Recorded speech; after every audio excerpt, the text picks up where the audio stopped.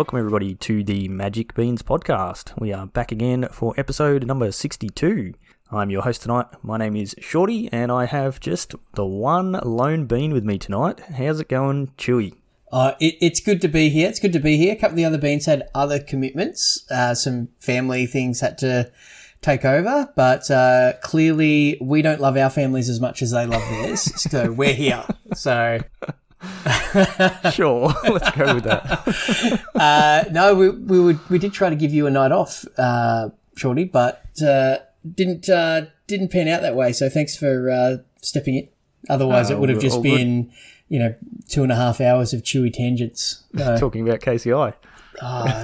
Yeah, I mean, feel free to drop off if you want, and we can. Yeah. Yeah. No, only 2.5 hours has just been introduction, though, right? Yeah. Yeah, exactly. Just trying to explain how the combo works. Just trying to figure it out myself. You just go, I've got these cards, and you tell your opponent, yeah, this is where you concede.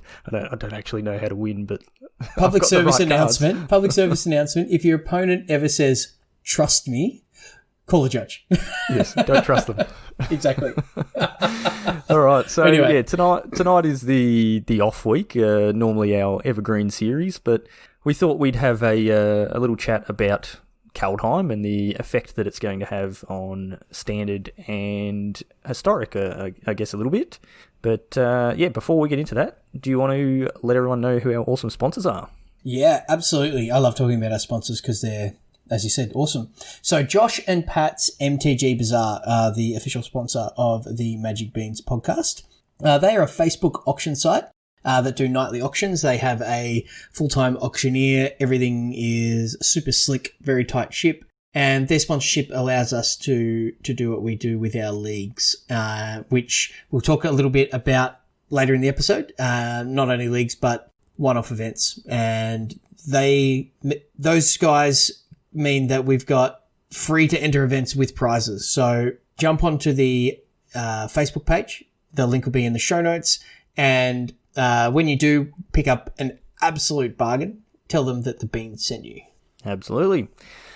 All right. So, yeah, like I said, we're going to talk a bit about Kaldheim, and, sort of a couple of reasons for this. One reason is we have the early access event coming up next week on Arena, and then the week following that, we're holding a historic tournament. So we'll touch again on that a bit later, but... yeah, new set. Looks pretty exciting. Lots of good things. We spoke about a few cards on the previous episode, but yeah, we now do have the full preview out, every single card. So, are you excited for this set, Chewy?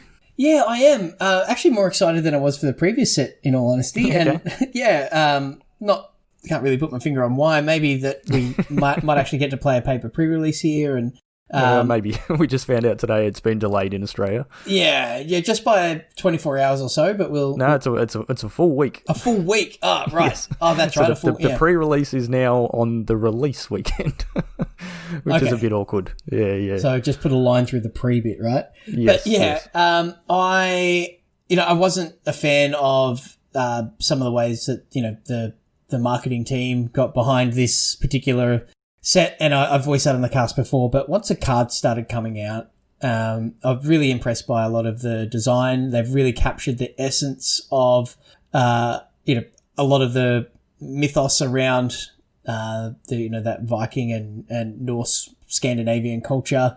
And, as someone who painted his first Space Wolf nearly 30 years ago, wow. Yeah, I know, right? Still have those models. No, yeah. You cannot see them.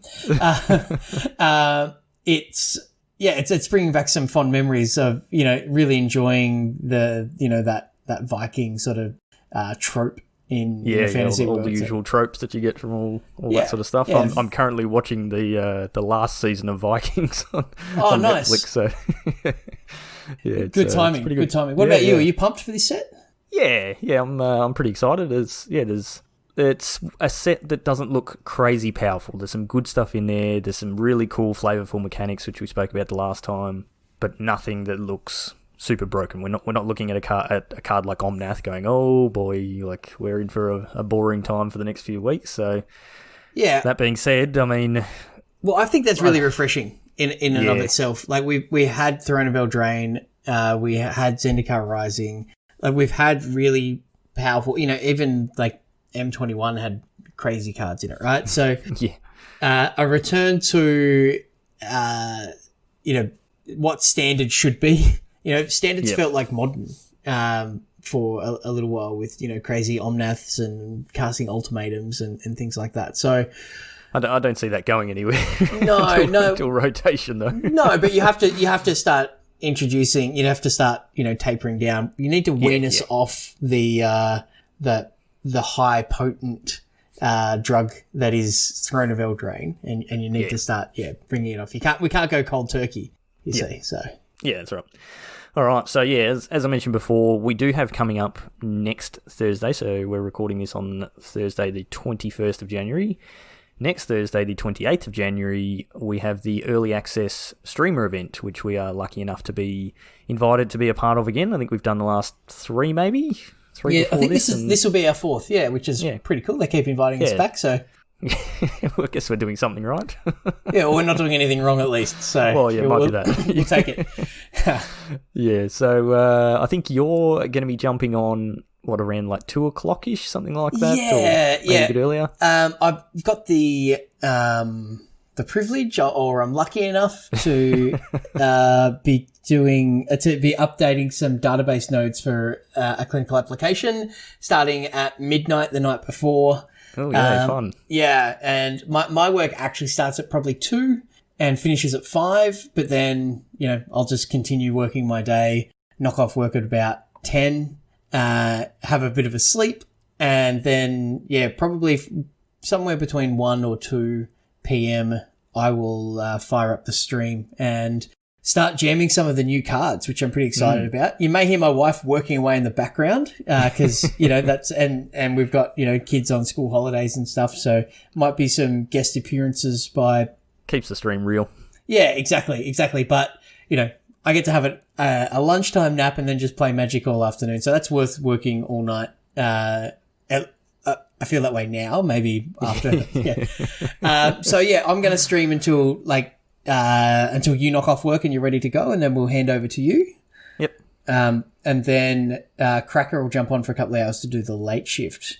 So if I start at 1, we might be looking at like an 11 hours worth of beans streaming, potentially, depending on how late Cracker goes. So yeah, it should be good. Yeah, I know the last one we did, the event finished at about 11 p.m. or maybe 11:30 p.m. for us, but this year they've extended it by a couple of hours and it doesn't finish until like 2 a.m. So I don't think Cracker's going that late, but it at least means there should still be more people playing. Like Cracker tends to start fairly late anyway, so yeah, he'll probably go up till 11:30 or midnight or something like that. So that's a lot of content. Yeah. So you can watch the beans. Tune in whenever you can, and if you've got any funky deck lists, we do want to be highlighting and showcasing the new cards. So we're looking for brand new archetypes. I've got a few ideas up my sleeve, but post them in our Discord. We've seen a few people posting them already, and we'll try and give them a run. I think I saw someone requesting on your stream.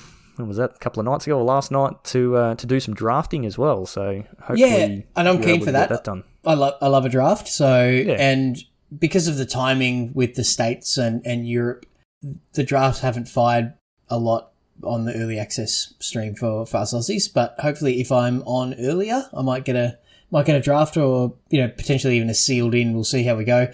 And we just want to virtually get our hands on the new cards. So I think it's going to be good. But as Shorty said, give us your funky deck list. So Wizards give us an account with all of the wild cards and all of the gems. So many wild cards. It's so cool. Really fun. Yeah. And but what that means is, if you've got a deck idea that you want to explore but you don't want to invest some wild cards in, perfect opportunity. Send us a list and we'll do it. We'll play it. Yep. I'll play anything. Yep. So sounds good. Throw it at us. Cool. All right. Well, we'll start off by having a bit of a look at new standard, I guess. And tonight we're not really going to talk so much about existing decks that are getting a few upgrades and things like that. We just thought we'd have a bit of a look at, I guess, new decks that are probably going to be spawned in for standard specifically. And then we might have a bit of a look at the historic I guess sort of where Historic's at the moment, and if we think there might be anything that's going to have an impact in Historic. So, Chewy, do you want to kick us off with the first deck we've got on our list there? Yeah, yep, absolutely. So the first deck that I'm interested in playing, and something that I'll definitely have a version of on the early access stream, and I think is pretty real, is a Sultai Snow mid-range deck. And it is a something that really does showcase the new cards. We've got a whole bunch of snow lands, obviously, the new Snow Jewels, and in fact, it's playing 24 land.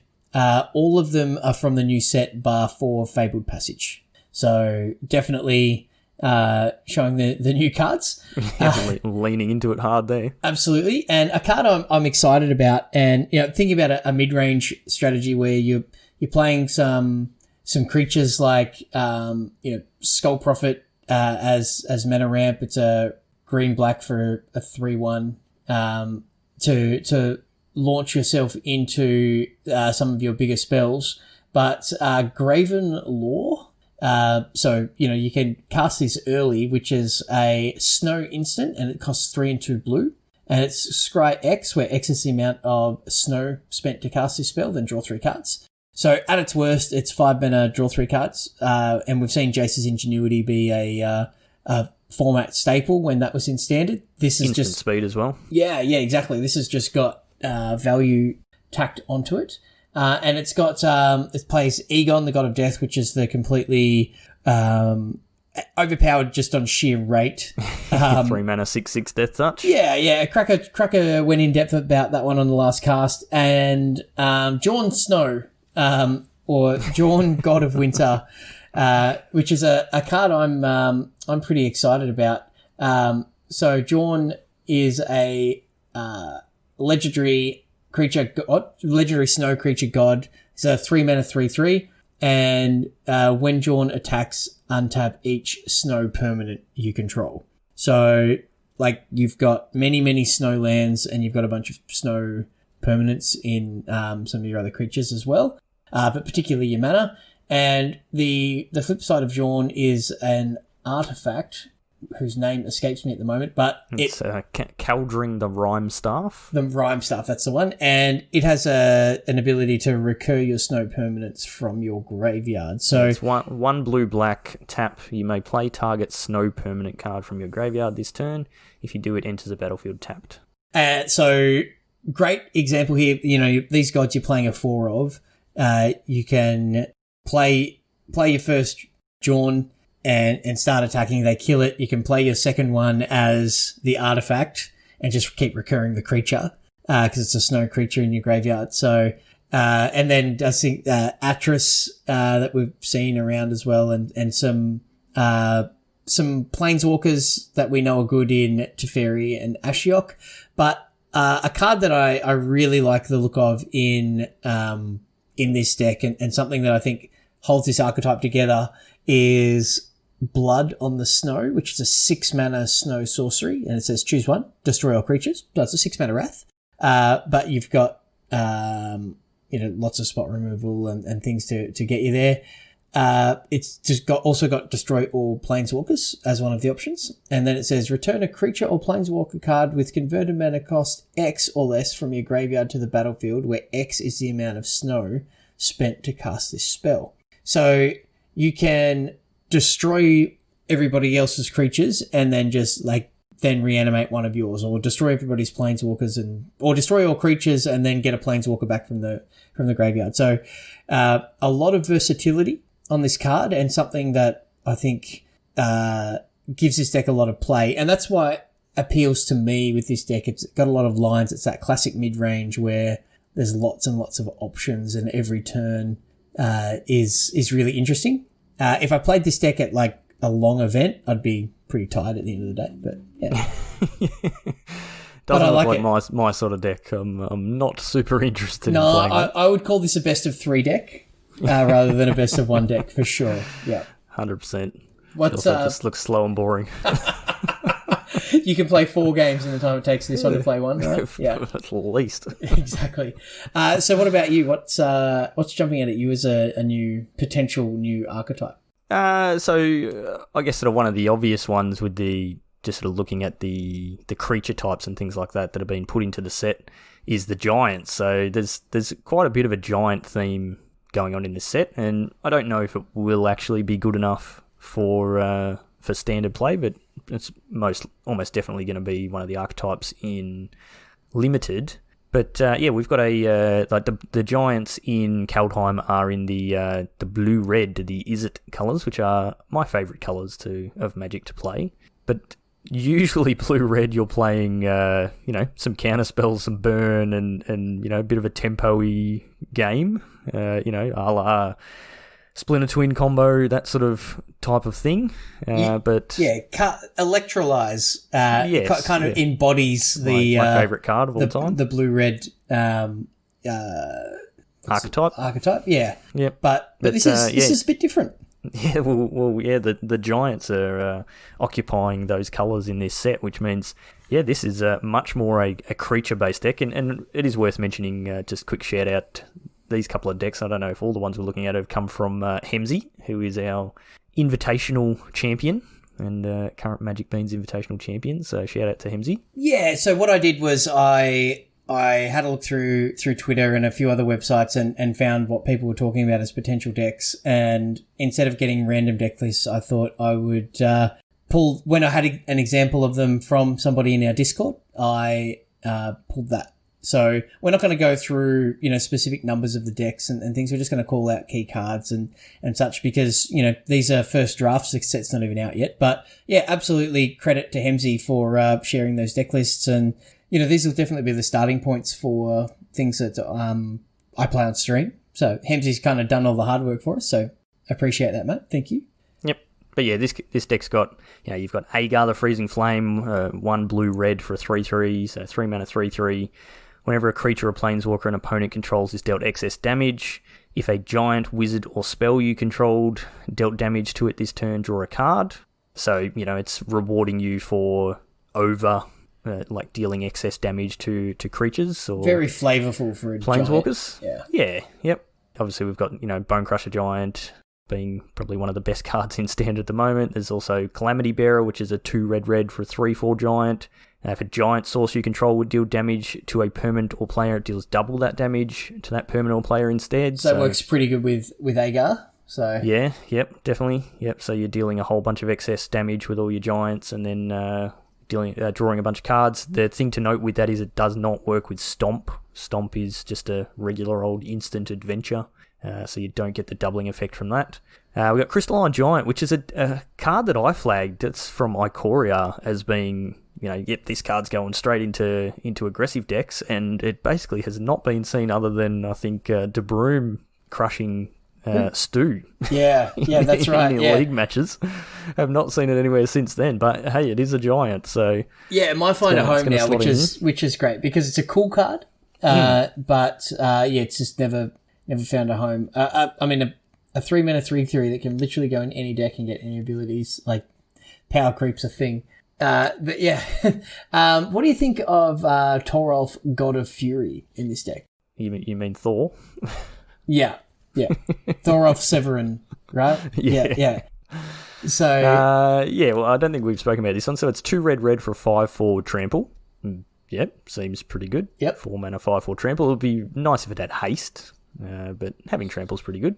Whenever a creature or planeswalker an opponent controls is dealt excess non-combat damage, Torolf deals damage equal to the excess to any target other than that permanent. So you're trampling, your damage you're doing over what it takes to kill something, you're able to sort of spread that to another target. And I guess I don't know if it's really being utilised in this deck as much, but it's definitely a card that in older formats is pretty bonkers. I think there's a red spell that deals like 13 to all creatures or something like that. Yeah, Star of Extinction or something like that. Yeah, it's like cards along those lines that are, even a card like Wildfire or something. Just anything that's dealing bulk damage to every creature on the battlefield, all that excess you're going to be able to redirect to either finish off other creatures or just straight to the dome and kill your opponent. So Yeah. the other side of it is Torolf's Hammer,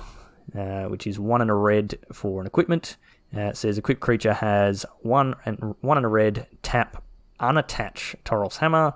It deals 3 damage to any target and it returns to your hand. And the equipped creature gets +3/+0 as long as it's legendary, and its equip is 1 and a red. I like the flavour of this. Like it's cool. Yeah, it's like Thor's hammer returning, but it also harkens back to like Volcanic Hammer or Hammer of Bogarden and things where you get that recursive damage source. But it's mana sink not efficient at all. No, it's not. But if you've got a board stall or you've got excess mana lying around, you can. It's six mana for 3 damage, but it's every turn, right? So interesting, and you never know. Like you do have those situations in your mono red decks and things like that where you just stall out and you don't have any good attacks, but your opponent also can't really attack you because then they'll just die on the crackback. This is I'm just drawing lands and I've got six mana, so I'm just going to shoot you for 3 every turn. It's probably not too bad. Yeah, and hopefully you've got in some beats with your other things and dealt excess damage along the way and all the rest of it. So yeah, it's an interesting card. I don't know if the other gods I think are a snap 4 of. I don't know if this one is. No, probably not. But yeah, no, I think the Giants could definitely be a player. Yeah, like there's a card in here, Glimpse the Cosmos, which is 1 and a blue for a sorcery. Look at the top 3 cards of your library, put 1 of them into your hand, the rest on the bottom of your library in any order. So that's Anticipate at sorcery speed.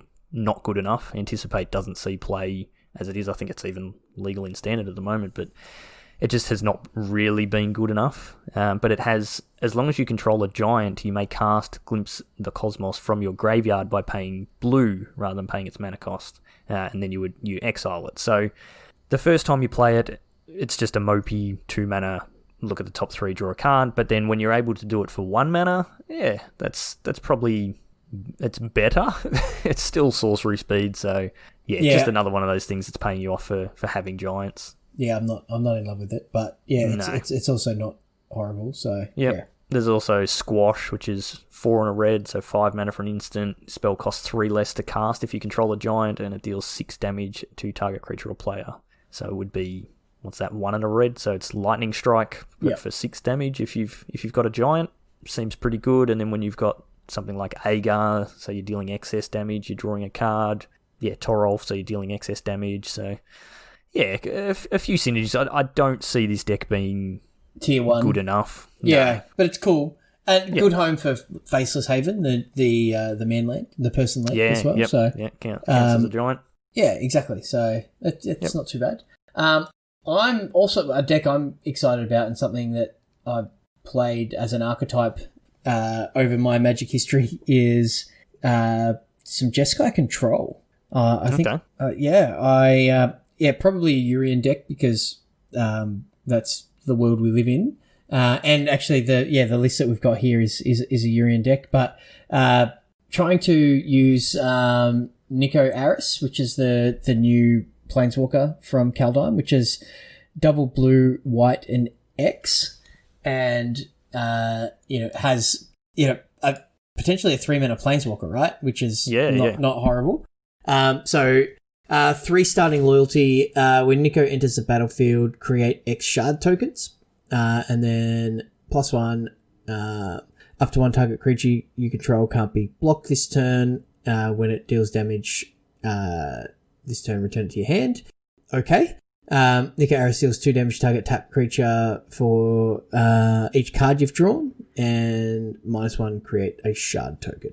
So shard tokens are like clues, but they're enchantments, and you get to scry before you draw. So they're 2 mana, sack it, scry 1, draw a card. Yeah, so pretty good. So you want something potentially that's going to take advantage of some enchantments. So you probably want to play some number of that guy who makes 2/2 lifelink guys. Yep. I'm trying to think of the name of it, and I've completely forgotten. But yeah, you probably want to play some of that. But some other, you get the blue-white pathway, which is great. And I guess, I mean, we're talking about new archetypes, but there's a bunch of archetypes that we'll still see in standard. Quick tangent, sorry, Shorty. Like red-black sacrifice. That's not going anywhere. It's still going to be a good deck. It just gets better mana. So that's something that you definitely need to account for when you're building a new deck, because the existing decks are still going to be there, though we haven't had a rotation, so they're going to be there and potentially get better themselves. So, which for something like Is It Giants, it's coming in with a limited card pool, and all these other decks are getting upgrades. So that it might not be its time now, but as some of those more powerful sets rotate out, then it might bubble up to the top. So, yeah. Archon of Sun's Grace is the card we're talking about. That's the one, yeah. 3/4 flyer that creates 2/2 Pegasus with flying when an enchantment enters the battlefield. Yeah. And an enchantment that I'm really interested in, which kind of slots into this deck. It's a cool card. I don't quite know whether it's going to be good enough, but I like it as a card, and the art's very cool. It's called the Raven's Warning, and it is white, blue, and 1 for an enchantment saga. And chapter 1 is create a 1/1 blue bird creature token with flying, and you gain 2 life. And chapter 2 is whenever one or more creatures you control with flying deal combat damage to a player this turn, look at that player's hand and draw a card. That's pretty nice. Creates a guy. If that guy attacks, you get to cast Curiosity and draw a card. So that is pretty good. And then chapter 3 is you may put a card you own from outside the game on top of your library. So you can go and get something out of exile if something's been exiled with like Elspeth Conquers Death, or eaten by a Scavenging Ooze, or Banishing Light, or one of the many ways to exile something, or you can go and get something from your sideboard. So you can go and get your Yorion rather than paying the 3 mana to put it in your hand. Yeah, that's right. And you can also you can go and get a Wrath. Yeah. So, and speaking of, Doomscar, I don't think we've spoken about this one. No, so I think this is definitely a card that will see some play in standard. So Doomscar is 3 white for a sorcery that says destroy all creatures. 5 mana Wrath's been standard playable for a long time, but this one has got Foretell. So you can play it face down for 2 generic mana, and you can foretell it for 3. So white, and 1. So this is potentially a turn 3 Wrath against super aggressive decks. Yeah. Or you can just have it in your pocket. And one of the best ways to combat Wraths when you are a creature deck, a black-based creature deck, is to have things like Duress. And, this insulates itself after turn 2 from Duress. So I think this card is definitely going to be a mainstay. As long as there's a control deck in standard, I think it will play this. So, and I think that's like great. Foretelling it.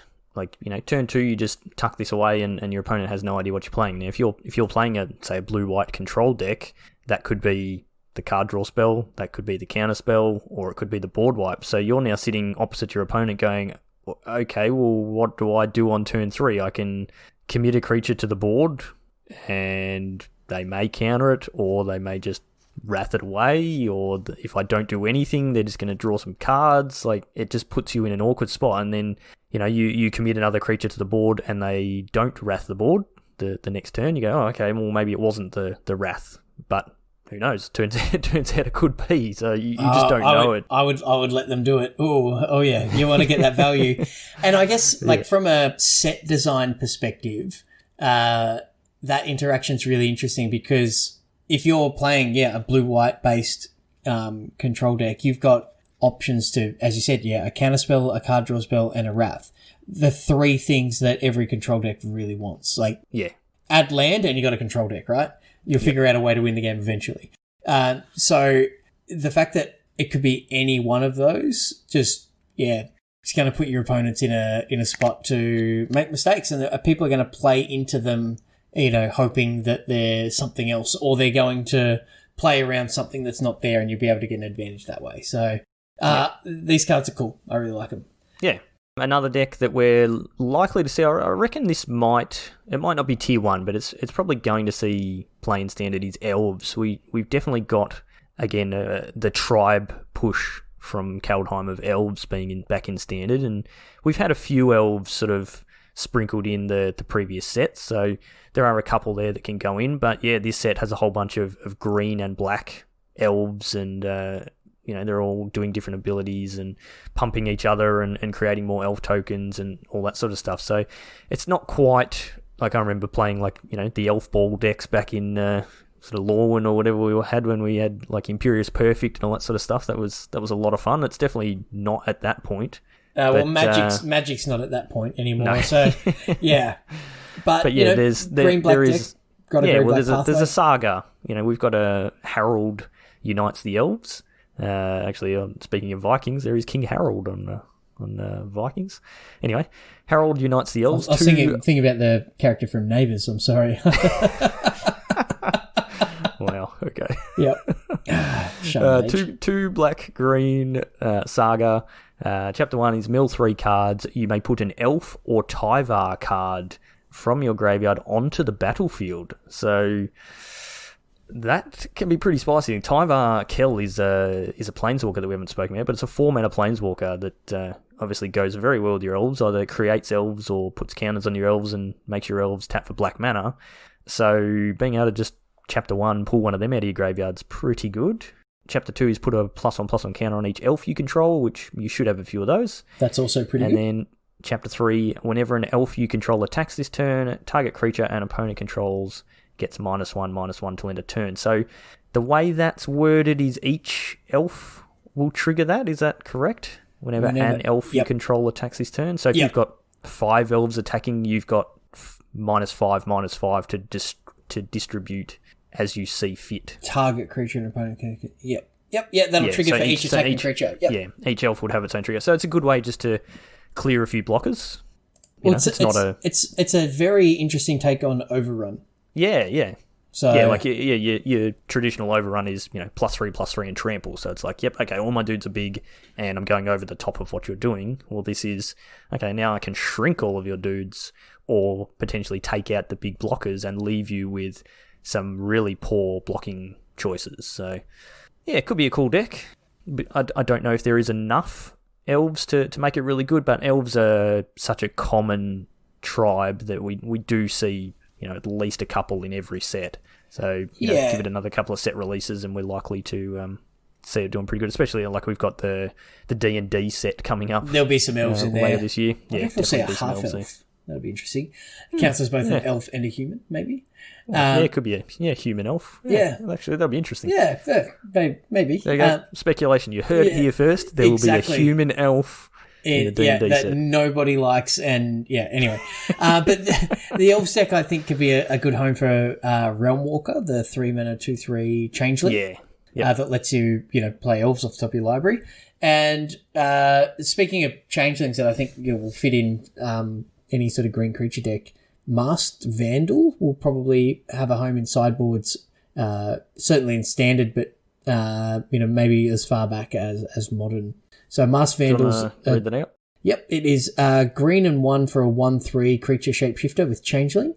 When Masked Vandal enters the battlefield, you may exile a creature card from your graveyard.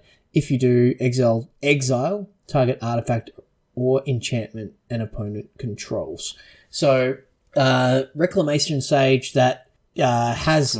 1 mana cheaper. 1 mana cheaper, counts as a human in Modern Humans, but it has a condition of removing, having a creature in your graveyard, which, creature decks get creatures in the graveyard fairly easily, but, there may be a spot where it's like, I couldn't cast this thing because I didn't have it. So there's a risk reward there, but I think this card will see play in sideboards, in a lot of different formats. So yeah, I think that's... And the exile clause is pretty good. It does also specify target artifact or enchantment and an opponent controls, which 99% of the time makes no difference, but there's randomly those corner cases when you want to destroy your own artifact or enchantment for various reasons. So if somebody's donated Illusions of Grandeur to you or something. yeah, definitely. So I mean, there's the, in Modern, you in Tron, you blow up your own star with, what's the single green, you gain 3 life or 4 life or whatever. Yep, that one. Yep. It's been a long time since I've played Tron. Well, I played 4 of those in Modern for a long time, and hitting Ica Wellspring with that always felt really good. Yeah. I cast it on Darksteel Citadel more than once as well. So yep, that's not bad. So that's there's elves, and a little bit like giants. It's cool. Probably not tier 1 right away, but as more sets, as we see some rotation and more sets coming out, I think we could see some love for these archetypes. I think they could be pretty cool. Yeah, definitely. Yeah. Yep. So next one for me is not so much a new deck, but more a deck we haven't seen in Standard for a considerable amount of time, which is Jund. So not Jund Sacrifice. Sort of Jund Sacrifice. Sort of Jund Sacrifice, but yeah. So an update to the more options with the Rakdos Sacrifice deck and you got good mana now with all of the pathways. Yep. Valky, God of Lies, which we slash Tybalt, which was the we spoke about in the last cast. Immersion Predator, Egon, just as a big beat stick, Kolvold, and there's just I think this deck could be better than just red black. It could also do nothing. I'm not sure, but just keep an eye out for that. And if you're a fan of that archetype over the last couple of years, then I would definitely have a look at what you can play there. So I think it'd be pretty good. There's a deck or maybe even a specific card you're pretty excited about, Shorty. It fits in something in an archetype you've played a lot of when it was in Standard. It's Ascendant Spirit, which we haven't spoken about yet, but we had a bit of a chat about it in our Discord. So it's a single blue for a 1/1 snow creature spirit, and it has all the Figure of Destiny flashbacks that you want for those of us that were playing when that card first came out. Do you know, tangent time, sorry, there's only 2 of us, we've got to fill out this cast. There was the first PTQ at Card Heaven in Melbourne, where Figure of Destiny was legal. It was the internet and buying cards online was a lot more difficult, so people relied on stores stocking cards or actually getting things from opening packs. And the most common version of Figure of Destiny was the F&M promo. Yep. And they were foil. And oh my goodness, did that particular foiling process probably the worst curving foils that we've seen, which is saying something. And there were so many people having issues where literally it was like have the cards in your sideboard and proxy a forest with figure written on it. And when you draw it, play it because, you've got no other foils in your deck. You can see the figures. It was a talking point. Wow, that was a real flashback tangent. Yeah. I just remember this whole PTQ being dominated by, I will trade you my foil Figure of Destiny for your non-foil. People were it was crazy. Anyway, this card is, it's a blue for 1/1 snow creature spirit. It has snow, so the snow mana, the snowflake symbol, so 2 of them. Ascendant Spirit becomes a Spirit Warrior with base power and toughness 2/3. So 2 mana turns it into a 2/3. Then for 3 snow mana, if Ascendant Spirit is a warrior, put a flying counter on it and it becomes a Spirit Warrior Angel with base power and toughness 4/4. And then for 4 snow mana, if Ascendant Spirit is an angel, put 2 +1/+1 counters on it, and it gains whenever this creature deals combat damage to a player, draw a card. So There's a lot going on here. There's a lot going on. Yeah, there's a lot. Yeah, you're turning your 1/1 into a 2/3. Then once you've turned it into a 2/3, you can turn it into a 4/4 angel with flying. Then once it's a 4/4 angel with flying, you can then put 2 +1/+1 counters on it and give it an ability, so it becomes a 6/6 with flying. And something that was pointed out this week on Pat Chapin and Mike Flores' podcast is you can just keep reactivating that ability. Because it's putting 2 +1/+1 counters on the creature, it is a 6/6 and then it becomes an 8/8 and a 10/10 and so on. Like you can just keep reactivating each turn, which you couldn't do with cards like Figure of Destiny, where it was a set. It is this creature's power and toughness, and it doesn't change. So, but that said, you don't need to activate that too many times before you've won the game. I'm no, that's right. Yeah. When you're attacking with a 6/6 or an 8/8 flyer, and you're drawing extra cards, and you're probably doing it right. But yeah, I see this deck, this card going in. There's the potential for a most likely mono blue snow deck. Where you're playing this, you're playing the Foretell counter spell, the Foretell draw 2, scry 2, draw 2, a few other blue creatures, small blue flyers, that sort of thing. Would most likely play a card like Cosima, which is one of the gods that has a very odd and confusing ability on the front side, but the back side is 1 and a blue for a vehicle, a 3/3 vehicle that has crew 1, and it lets you play lands off your opponent's library, but letting you use your small 1/1s and turning them into 3/3s. Not quite as good as the old Smuggler's Copter, but still pretty good. But yeah, it's a card that is almost definitely going to slot into mono blue in Historic. That's for sure. Because just being able to play this and have this as your sole win con, you can just sort of protect it for a few turns is going to be pretty good. So pretty interesting to see how it goes. It's got Curiosity built in, so it's card advantage in that sense. You can keep your Curiosity in hand. Yep. And save it for a later creature. So yeah, I like it. Yep. What I also like, surely just from a nostalgia perspective in this set, whether it's got a home or not, but the reprint of Strategic Planning has very cool art. I like it. So I did see that. Not entirely sure what the guy's doing, but I guess he's planning strategically. Yes. Yep. So you mentioned Historic, and we've got some cards here that we think will probably impact on Historic. Obviously, the 1-drop that you've just mentioned, Ascendant Spirit, would have a show in Historic. But I guess to understand what cards here would have an impact on Historic, what's happening in Historic at the moment?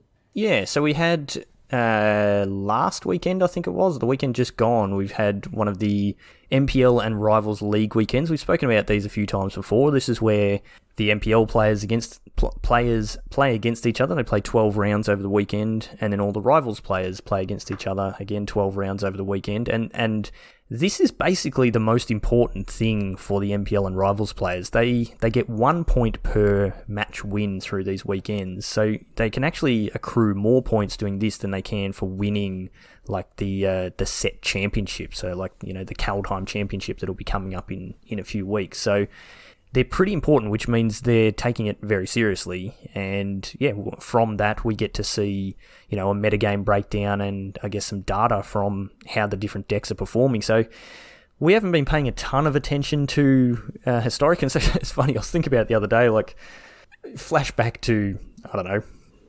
February or March or something last year, and we were all basically just Historic now, whatever. When we did an evergreen on the formats, we basically mentioned Historic because it was that's that format on Arena. No one plays that. We don't really care about that. And you were all hyped on Pioneer, and and now it's turned into a real legitimate format. So, but we thought we can have a bit of a look at what's going on in Historic, and then if there's any specific things we think might be getting upgrades. Historic's kind of your Pioneer and your Modern, where the new archetypes that we just sort of mentioned for Standard are not likely to be strong enough to be played straight up in Historic. You're just dealing with a much bigger card pool, so it's more likely that a few random cards just sort of increase the power of other decks. Sometimes you do get, combo pieces and things like that, but the MPL and Rivals meta breakdown. So just to sort of quickly run through that. So Sultai Midrange was the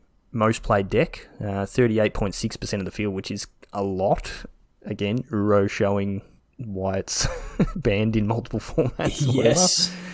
Jund Sacrifice in second with 21.4%, Gruul Aggro 15.7%, 4-colour mid-range, which is basically like Sultai but with white, splashing white for the Yasharn, the big pig, only 4%. Goblins, this is the biggest surprise for me. Goblins down to 2.9%, only 2 copies played in the league. So that tells me that the mid-range players have figured out how to beat Goblins. And they're just not. It's just not a viable deck anymore. Yeah, something needs to happen with Uro in the format before Goblins can be a deck again, I think. And I don't mind a sort of a churn where Goblins was the top deck and now something has taken its place and all the rest of it. But it would be a shame if Goblins wasn't a viable deck at all. So that just blows my mind with how crazy Muxus is. Like that, the deck is just bonkers, and the fact that is not good enough is crazy. Yeah, the deck that's kind of taken the top spot as far as aggressive decks are concerned is Gruul has risen to the top again, right? So yeah, yep. Having hasty creatures and things like Clothis and, you can get your really fast starts with Burning Tree Emissary and Pelt Collectors and whatnot. It's an Embercleave deck, obviously. So you can get in a lot of damage early, and then by the time the Sultai deck can, try to turn the corner, Clothis just starts doing its thing and just burns them out. So it's a better... I think on pure rate, Goblins is a better aggressive deck, but it doesn't have the resilience or the long-term game plan that Gruul could bring, I don't think. So, which is interesting. And we even saw some mono-green creature decks with, Great Henge, Heart of Kieran, Steel Leaf Champion. So... turn 1 Llanowar Elves, turn 2 Steel Leaf Champion. Feels pretty good. So, having those, it's a very, Historic's in a very interesting space from that perspective. So, yeah, I guess sort of looking at we've got the win rate matrix. If you're on Twitter and you don't follow MTG data, MTG_data, I suggest you do, because they pull all the data from all the big events and put it into these awesome matrices, and you get to see all the win rates and all that for the field. It's very good, so definitely go and look them up and give them a follow on Twitter. But the highest win rate percentage is actually Jund Sacrifice, and we were talking about this before the podcast. It has no negative matchups. The lowest it's got 50% against 4-color mid-range and 50% against mono red, and everything else is positive, which is impressive. Insane. Yeah. So what is this deck doing that puts it in that position? So for me, the first thing jumps out is it's playing Jengantha the Wellspring. That's that's where all the power is. That's companions are broken, man. So it's playing Jengantha is obviously someone's looked at the deck list and gone, oh, I can play Jengantha. Why not? I've just got access to a 5/5. I've got to point it out for you. Yeah. It's Gigantha. Gigantha. Okay. Gigantha. Well, that's how much the card gets played. I don't even know what it's called. So, I think I played it on stream and called it Junkantha because we're trying to tick off some challenges. Yeah, I couldn't win a game with it. Kept getting just blown away by completely random decks. Anyway, so this it hasn't changed for. Do you need me to? Do you need me to explain this deck to you, Shorty? It's probably something you haven't seen. I think I've played enough of this deck, as the listeners of our podcast would know. I haven't actually played it in Historic. These versions are playing Collected Company, which is a little bit odd in this deck, but obviously it seems to work. So yeah, other than that, it's just the same. You got Cauldron Familiars, you got Dreadhorde Butchers, Mayhem Devils, Midnight Reapers, Priests, and some Woe Striders, Claim the Firstborns, and your Witches Ovens. That's your deck. it's not doing anything different. I think looking at the win rates, it had 75% versus goblins, and I just guess that comes down to being able to just kill all of their early goblins and stop them from getting an early Muxus. Like if you're casting a Muxus the hard way on turn 6, well, it's probably not quite as good. And then even if you do cast a Muxus and you hit a few good things, this deck has that ability to just go, okay, well, before you attack, I'm just going to shoot down your creatures that give all of your goblins haste, and then it just like ruins their turn. So yeah, I can see why Jund would be taking down goblins. How do you reckon it goes? Like, it's got nearly 70% against Sultai mid-range. What do you reckon is going on there? I think the cat oven has a bit to do with that. Claim the Firstborn's really good against Uro. Yeah, yep. Collected Company as a way to reload or to go over the top. They're also playing Midnight Reaper, so Midnight Reaper plus Collected Company plus the value that you get out of like your Woe Striders, recurring Strap Heap Scroungers, things like that. You can keep up with them on cards, and you're just chipping them, and you'll have big turns where you get like you sacrifice a Dreadhorde Butcher with a Mayhem Devil in play, and all of that stuff. But you're just able to nickel and dime them down, and I think probably Clothis again in the board, Noxious Grasp. So yeah, they've got playing 3 colours gives you so many options in your deck building and sideboarding. So I think it's just it can go under them and has got so much resilience and recursion that and then the card that beats most decks out of the Sultai midrange, like their win condition, primary win condition, is susceptible to claim the Firstborn. So yeah, yep. It's like I think like a Sultai mid-range deck is a grindy deck. You've got your removal, you've got your slow card advantage, you're playing for the mid to late game. The Jund Sacrifice deck grinds just as well as the Sultai mid-range deck does, and has card draw and all that sort of stuff built into it.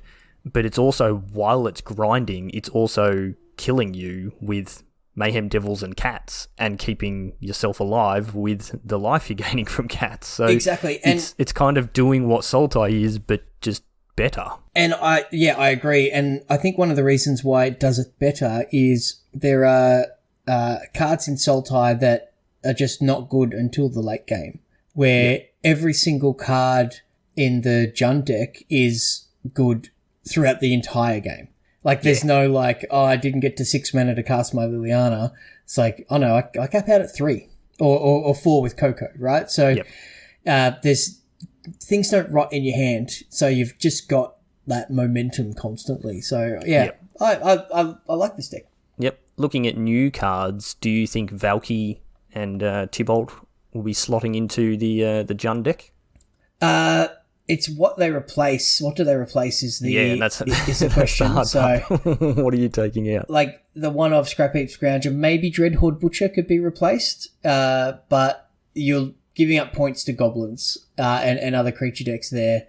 So if you're already beating up on goblins and you're already beating up on Sultai midrange, the format needs to shift to adjust for Jund Sacrifice, and we will then see more Yashans, right, to stop the sacrifice trigger, which means the Jund decks then need to go to play 4 mana Chandra because Chandra can kill a Yashan. So it's going to be one of those things where making that right call ahead of the tournament is going to make the biggest difference, and then you got to play the matchup lottery as well. But there'll be times where the new cards are absolutely better than Dreadhorde Butcher and Scrap Heap Scrounger, but there'll be times where you wish you had the former. Yep. So maybe the green-black pathway would slot in as well and improve some numbers. Like lands are always... Get rid of Dragon Skull Summit. Always upgrading your lands whenever you can. Yeah. That's pretty normal. So looking at other potential cards that might be historic playable one that sort of springs to mind for me is Vorinclex, which we spoke about on the last cast, the Praetor, Phyrexian Praetor. Going into, there is a mono green Stompy deck, or there has been a mono green Stompy deck in historic previously. It's sort of dropped off and I guess got supplanted by Gruul, but there are still quite a lot of green creatures that are based around having +1/+1 counters. So wouldn't be surprised to see a deck like that slot in a couple of Vorinclexes just to hit that 6 mana and have a 6/6 trample haste is kind of what that deck would be wanting anyway, and then any creature you play following that's going to be putting counters on it is going to be doing pretty well, and it has that sort of shutting down opposing planeswalkers effect and stopping the sagas in their track. So I could see that slotting in. Absolutely. Anything you've seen? There's when we were talking about potential standard decks, when we were speaking about elves, one of the things we said was it may not have the depth of elves in standard, but Llanowar elves and friends that are around in historic may mean that Tyvar Kell is the glue that we might see. The glue that has been missing from an elf deck. So the new elves plus an elf planeswalker, we might see an elf deck, but that would have the same problem as the goblins deck has against the Jund deck. So I'm not sure if there's on rate. I think elves might be good enough, but right now, as the metagame stands, I think the Jund deck will probably keep that out. But yeah, nothing really jumping out. Crippling Fear is an interesting one for sideboards, and whether it is 2 and 2 black for a sorcery. Choose a creature type. Creatures that aren't the creatures that aren't of the chosen type get -3/-3 until end of turn. Okay, yeah. So you protect all your... If you're playing some sort of tribal. Yeah, the problem being it's a black... Yeah, double black. It's a blackboard wipe. Like, what are you playing that in that's actually got...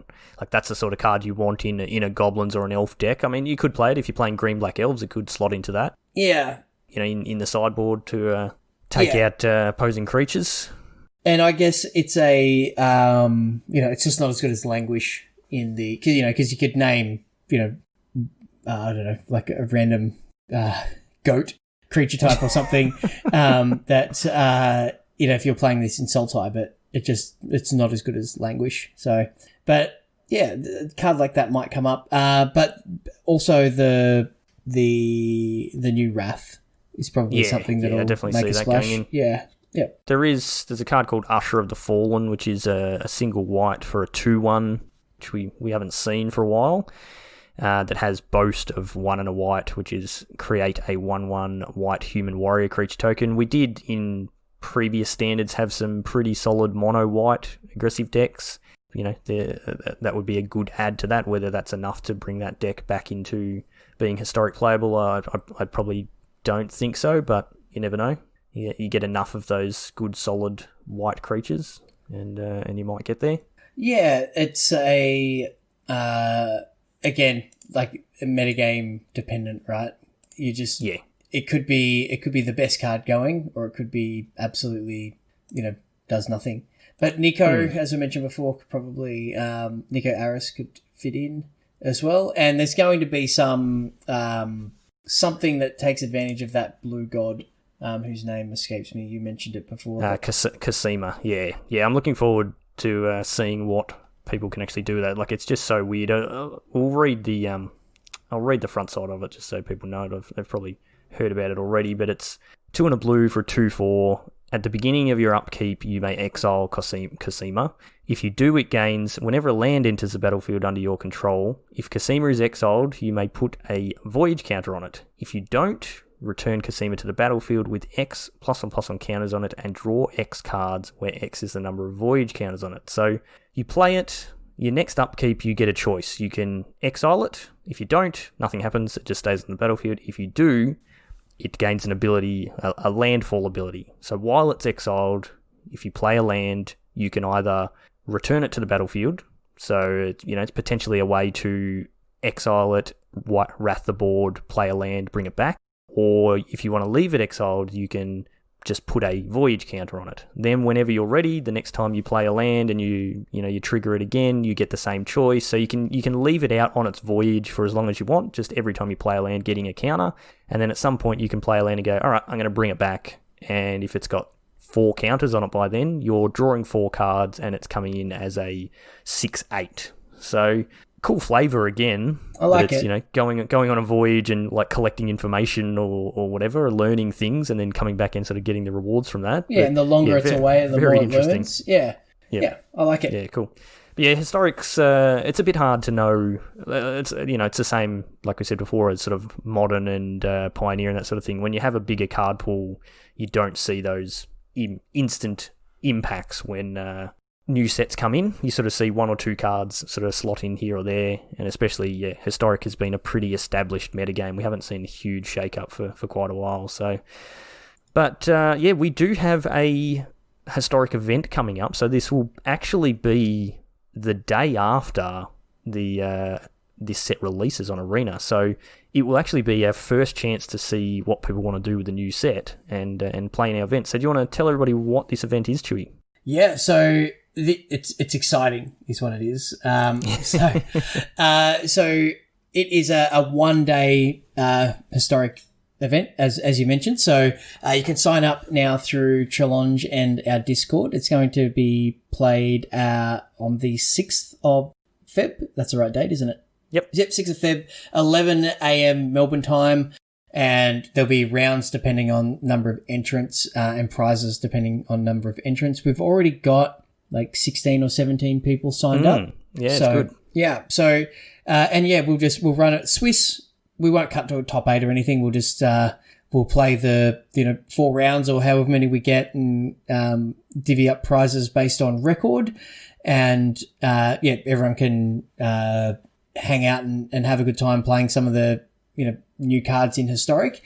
Something that is different this year for us with our little one-off events like this is they'll actually have an opportunity to get points towards the Magic Beans Invitational. So they're actually officially part of our tournament series for this year.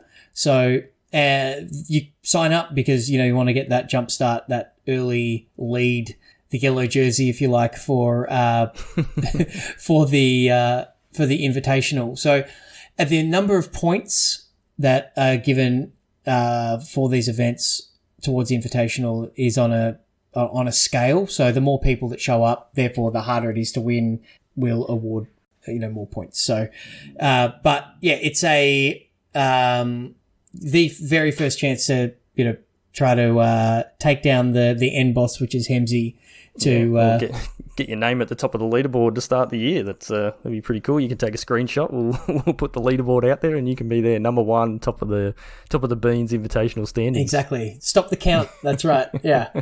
So it's I'm looking forward to this. It's always fun. People hang out in between rounds and chat, and some people stream their games and things. So yeah, if you're not part of our Discord, this is one of the benefits of it. You get to hang out with it and play these free events and just get prizes. Thanks to Josh and Pat's MTG Bazaar, who sponsor us and not only our leagues but these smaller events as well. So massive shout out to Josh and Pat's for enabling us to do this. Yep. So yeah, get your brewing hats on for historic and start figuring out what you're going to play, because you will have access to those new cards. So you might want to save a few wild cards so you can craft something if you need to, just to add to those decks. So I think that's going to do us for tonight, Chewy. Just the two of us, we managed to waffle on for quite a long time. So no such thing as a short episode when I'm on, is there? Yeah. All right. So yeah, as Chewy said, make sure you're coming and joining us in our Discord. That's the best way to get in touch with us and tell us what you want to hear on the podcast, or just have a chat with all the awesome people that are in there, and then get involved in the events that we run. You can show us some support directly by going to our merch store. The link is in the show notes, and pick yourself up some sweet hoodies and t-shirts and things like that. Go and check out Josh and Pat's MTG Bazaar. As Chewy said, they support us and allow us to put on these events and give away awesome prizes. So go to Facebook, search for Josh and Pat's MTG Bazaar and check out their daily auctions. You can find us on YouTube, Twitch, Twitter and Facebook. All of those places, just search for Magic Beans or Magic Beans Cast and you'll find us on there. I am on Twitter at Peace Inc. Chewy, you are? At Chewy MTG. All right, and that's going to do us. So thank you as always for listening. Stay safe out there, and we will see you next time.